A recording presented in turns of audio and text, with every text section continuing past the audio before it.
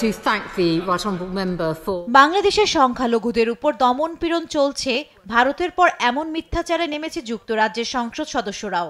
House of কমন্সে এ নিয়ে গভীর উদ্বেগ জানিয়ে দেশটির সরকারের হস্তক্ষেপ চেয়েছেন ছায়ামন্ত্রী প্রীতি প্যাটেল সহ আরও কয়েকজন আইন প্রণেতা। efforts must be তাদের এমন মন্তব্যে ক্ষুব্ধ ঢাকা। বুধবার পররাষ্ট্র মন্ত্রণালয়ে ব্রিটিশ হাইকমিশনার সারা কুককে ডেকে এ বিষয়ে প্রকৃত সত্য তুলে ধরেন পররাষ্ট্র উপদেষ্টা তৌহিদ হোসেন। জানান, গত 5 আগস্টের পর দেশে বেশি হত্যাকাণ্ড হয়েছে বলে ব্রিটিশ পার্লামেন্টে যে তথ্য তুলে ধরা হয়েছে তা সম্পূর্ণ গুজব এবং মিথ্যা। 5 আগস্টের আগের কথা বলা হয়েছে মোট 280 জন, আর মোট সংখ্যা 1000-এর বেশি। আমি বলেছি যে বিষয়টা মোটেই তা না।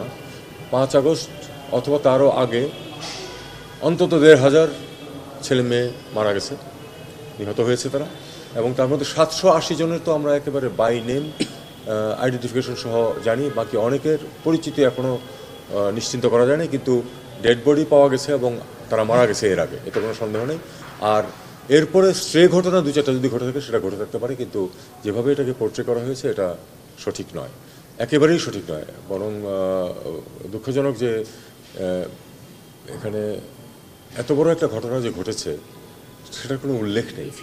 তাদের রিপোর্টে সেটার কোনো উল্লেখ নেই যে এখানে বিপুল সংখ্যক ছেলে মেয়েকে রাস্তাঘাটে গুলি করে মারা হয়েছে। সেখানে কিছু মিসইনফরমেশন আছে, এটা আমি হাইকমিশনারকে জানিয়েছি। আমি বলেছি যে তারা অনেকটাই যে চারদিকে যে তথ্যের একটা ওই প্রবাহ চলছে, তারা সেটা থেকেই মনে হয় যেন তারা নিয়েছেন তথ্য। এদিকে আগামী 10 ডিসেম্বর ভারতের পররাষ্ট্র সচিব বিক্রম মিশ্রির সঙ্গে বৈঠক একদিন এগিয়ে 9 ডিসেম্বর হতে পারেও বলে জানান উপদেষ্টা। আমি তাকে জাস্ট রিকোয়েস্ট করেছি আসো দেখা করি, আমি আমাদের অবস্থাটা তাকে বোঝানোর জন্য। পরে সাংবাদিকদের প্রশ্নের জবাবে তিনি বলেন, দিল্লির সাথে ভালো সম্পর্ক রাখতে চায় ঢাকা, তাদেরকেও সম্পর্ক বজায় রাখার আহ্বান জানান পররাষ্ট্র উপদেষ্টা। জান্নাতুল মোহনা, দেশ টিভি, ঢাকা।